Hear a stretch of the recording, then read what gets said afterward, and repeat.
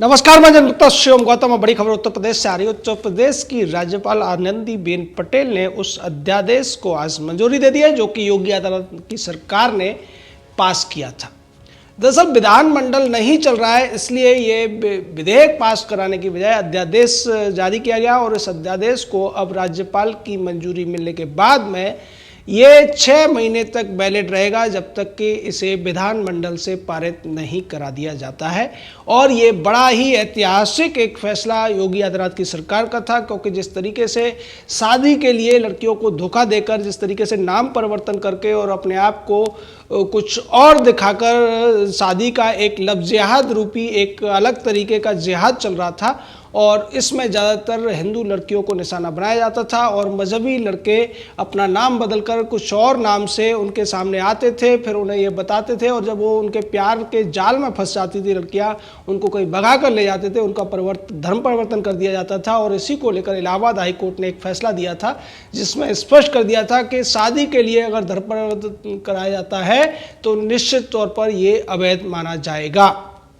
उस Allahabad high court के फैसले को ही आधार बनाकर योगी आदित्यनाथ की सरकार ने ये कानून बनाया जिसको नाम दिया गया विधि विरुद्ध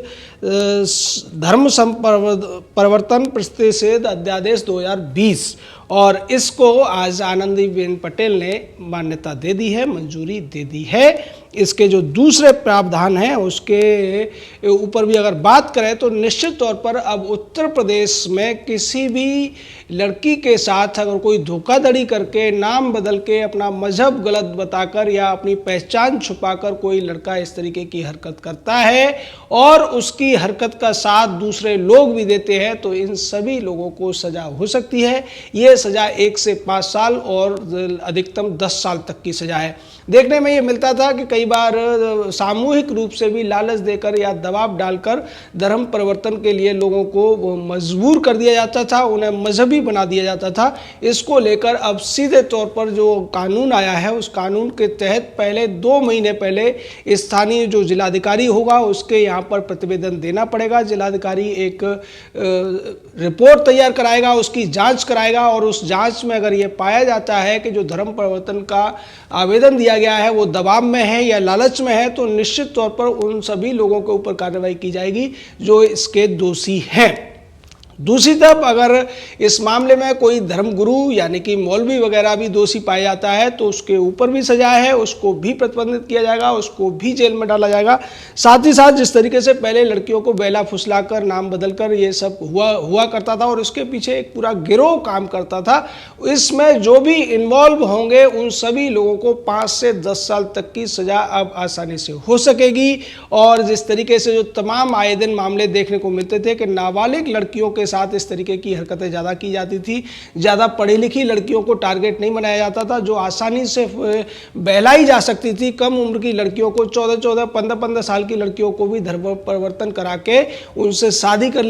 का निकाह कर लिया जाता था और उस निकाह को मौलवी वैलिड घोषित कर देते थे, उसको मान्य घोषित कर देते थे। अब ऐसा नहीं हो पाएगा। उत्तर प्रदेश के अंदर किसी भी नाबालिग लड़की या अनुसूचित जाति की लड़की के साथ अगर ऐसा होता है तो उस मामले को और ज़्यादा जघन्य तरीके से देखा जाएगा और इसकी जो जांच है वो पुलिस को त्वरित करनी पड़ेगी। साथ ही साथ प्रथम श्रेणी के मजिस्ट्रेट की अदालत में इसको लेकर मुकदमा चलेगा। तो ये सारा जो अब इतना बड़ा फैसला योगी आदित्यनाथ की सरकार ने लिया उसके पीछे की काफ़ी वजह है। पूरे देश में इस तरीके की घटनाएं देखने को मिलती हैं कि हिंदू लड़कियों को मजहबी लड़के नाम बदलकर पहले उनके साथ प्यार का एक खेल खेलते हैं और उसके बाद उन्हें मजबूर करके शादी के लिए मजबूर करते हैं और फिर ये शर्त रखी जाती है कि उन्हें धर्म परिवर्तन करना पड़ेगा। धर्म परिवर्तन के बाद में कई बार देखने को मिलता है कि वो लड़के उनको या तो कहीं बेच देते हैं या उनको बुरी तरह से प्रताड़ित किया जाता है और बाद में कई मामलों में तो लड़कियां या तो आत्महत्या कर लेती है, लड़कियों को मार दिया जाता है। तो इस तरीके की घटनाएं पूरे देश में देखने को मिल रही थी। तमाम संगठन इसका विरोध कर रहे थे और मांग ये उठ रही थी कि ये जो मजहब का एक अलग तरीके का जिहाद है और इसके पीछे एक पूरा का पूरा गिरोह काम कर रहा है। इसके लिए कहा तो इस जांच में यहाँ तक आया था सामने, जैसा कि एक याचिका सुप्रीम कोर्ट में भी लगाई गई थी, उसमें ये तथ्य रखे गए थे कि दुबई जैसे देशों से भी, विदेशों से भी, खाड़ी देशों से इस तरीके के मामले के लिए पैसे आते हैं और यहाँ भी एक रेट तय होता है कि किस जाति की, किस उम्र की, कितनी पढ़ी लिखी लड़की है, उसके हिसाब से जो लड़के ऐसे कुकर्म किया करते थे, ऐसे फंसाने वाले शादी के नाम पर झांसा दिया करते थे और निकाह कर लिया करते थे बाद में, उन सबको मोटा पैसा मिला करता था और ये मोटा पैसा जो जिहादी संगठनों से उन्हें मिलता था। इस तरीके की तमाम रिपोर्टें सामने आ चुकी थी और इस पर तमाम प्रदेश सरकारों ने चिंता भी जताई थी, लेकिन अभी तक इस तरीके का कानून किसी भी प्रदेश में बहुत ज़्यादा सख्त नहीं बना था। हालांकि अभी पिछले दिनों मध्य प्रदेश में भी ऐसे ही कानून की खबरें सामने आई थी, पर ये जो उत्तर प्रदेश का कानून है ये निश्चित तौर पर आने वाले समय में बाकी प्रदेशों के लिए एक नई राह खोलने का काम करेगा और जहाँ जहाँ इस तरीके की घटनाएं हैं या जहाँ जहाँ भारतीय जनता पार्टी की सरकारें हैं वहाँ तो निश्चित तौर पर इस तरीके के कानून अब आए दिनों में देखने को मिलेंगे और इससे एक बड़ा प्रभाव ये पड़ेगा कि जो बेटियाँ हैं जिनको बैला फुसला कर, नाम बदल कर या झांसा देकर जो शादी करने का धोखाधड़ी का एक खेल खेला जाता था और बाद में उसमें कुछ मजहबी गुट शामिल हो जाया करते थे, तमाम जो मौलवी वगैरह शामिल होकर उस लड़की पर दबाव डालते थे, उसका अत्याचार करते थे, उसके ऊपर तमाम तरीके के दूसरे जो मानसिक अत्याचार से लेकर शारीरिक अत्याचार और यहाँ तक के जो आर्थिक अत्याचार भी किए जाते थे, वो सारे अत्याचारों से अब मुक्ति मिल पाएगी। और निश्चित तौर पर जिसका जो एक दूसरा प्रावधान ये है कि अगर धर्म परिवर्तन करने की बात है तो 2 महीने पहले अर्जी लगानी पड़ेगी और ऐसे केस में किसी भी तरीके से धोखा होने की संभावना पूरी तरीके से नकार दी जाएगी।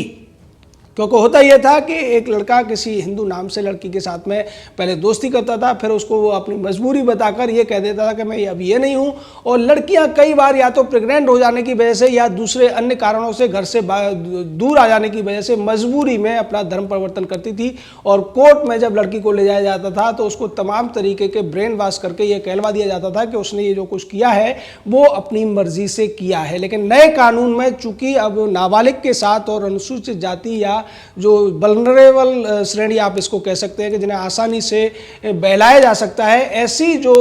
लड़कियां या महिलाएं होंगी उनके साथ अगर ऐसा किया जाता है तो निश्चित तौर पर इन मामलों को विशेष दंड के परिधि में रखा जाएगा और ऐसे लोगों को, चाहे वो कोई किसी भी स्तर के हों, चाहे वो धर्म गुरु हो या मौलवी हो या कोई और दूसरा ऐसा व्यक्ति हो, उन सभी के खिलाफ कार्रवाई होगी और इसकी जिम्मेदारी जिले के जिलाधिकारी को दी गई है। निश्चित तौर पर योगी आदित्यनाथ की सरकार ने इस फैसले में बहुत सारी जो नियम कानूनों को ध्यान में रखा है और ये भी ध्यान में रखा है कि किसी भी तरीके से अपराधी इसमें बचने का रास्ता न ढूंढ पाए, क्योंकि होता यह था कि अगर कानून होता भी है तो उसमें तमाम दूसरे तथ्य रख दिए जाते हैं और फिल्मी स्टाइल में कहा जाता है कि ये कहा जाता था कि जब 2 लोग राजी हैं तो तीसरा व्यक्ति क्या कर सकता है। लेकिन इस कानून के अंदर एक बड़ी बात यह रखी गई है कि नाबालिग का जो इन्होंने एक प्रावधान रखा है उसमें होता यह था कि पहले जो लड़की को ये लोग बरगलाते थे और उसके बाद उसका धर्म परिवर्तन करा दिया जाता था। धर्म परिवर्तन कराने का फायदा इन्हें यह मिलता था कि जो निकाह के रूल है, निकाह का जो कानून है, उस नाबालिग लड़कियों का जो प्रावधान रखा गया है उसकी वजह यही है कि निकाह का जो फायदा उठाते थे निकाह के कानूनों का ये लोग, अब वो ऐसा नहीं कर पाएंगे और नाबालिग या अनुसूचित जनजाति की लड़कियों के साथ अगर इस तरीके का अपराध होता है तो उसमें 25,000 रुपये तक का जुर्माना और 3 से 10 साल तक की सजा का प्रावधान रखा गया है। दूसरी तरफ धर्म परिवर्तन कराने वालों के खिलाफ भी तमाम इसमें प्रावधान रखे गए हैं और अगर कोई व्यक्ति धर्म परिवर्तन कराने से पहले नोटिस नहीं देता है, इंटीमेशन नहीं करता है, सूचना और आवेदन नहीं देता है डीएम के सामने, तो उसको भी सजा का प्रावधान है, 10,000 रुपये जुर्माना भी है। और इस तरीके के सख्ती के बाद ये देखने को मिलेगा कि उत्तर प्रदेश में ऐसी घटनाएं अब आए दिन पूरी तरह से खत्म हो जाएंगी, क्योंकि जिस तरीके की साजिशें चल रही थी नाबालिग लड़कियों को फंसाकर, बहला फुसलाकर, उनको भगाकर या डराकर जिस तरीके से उनका धर्म परिवर्तन करा दिया जाता था और बाद में उन्हें मजबूर होकर निकाह कर लेना पड़ता था और उन सभी तमाम जो अत्याचार उन पर होते थे उनको चुपचाप सहते रहना पड़ता था। इसमें 2 ही रास्ते उनके पास होते थे, या तो वो कहीं भाग जाएं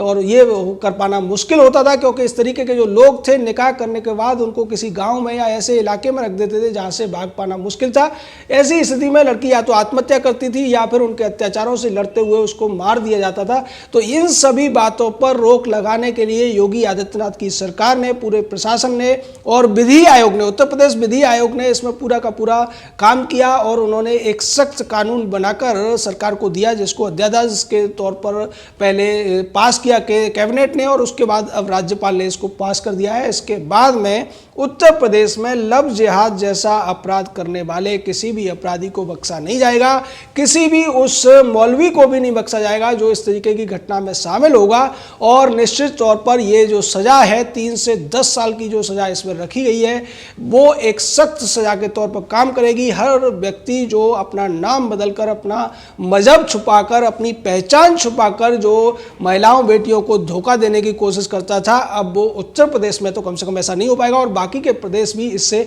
प्रेरणा लेंगे, इसकी उम्मीद की जा सकती है। क्योंकि इस लव जिहाद ने पिछले 5 से 10 सालों में देश की लाखों बेटियों की जान ली है, तमाम बच्चों को यतीम बनाया है, तमाम परिवारों को बर्बाद किया है और तमाम परिवारों को जिंदगी को उनकी को बदल के रख दिया है। क्योंकि कई बार बदनामी के डर से माता पिता भी स्थानांतरण करते हैं, शहर छोड़कर चले जाते हैं, डरकर भी ऐसा होता है और वो शिकायतें नहीं कर पाते। ज़िंदगी भर उनको ये दर्द रहता है कि वो अपनी बेटी को नहीं बचा पाए और कई बार बेटियों को भी ये दर्द होता है अगर वो ज़िंदा रह जाती हैं कि उन्होंने एक छोटी सी भूल के कारण अपनी ज़िंदगी को बर्बाद कर दिया, अपने परिवार को बर्बाद कर दिया। लेकिन अब ऐसा नहीं हो पाएगा। जय हिंद,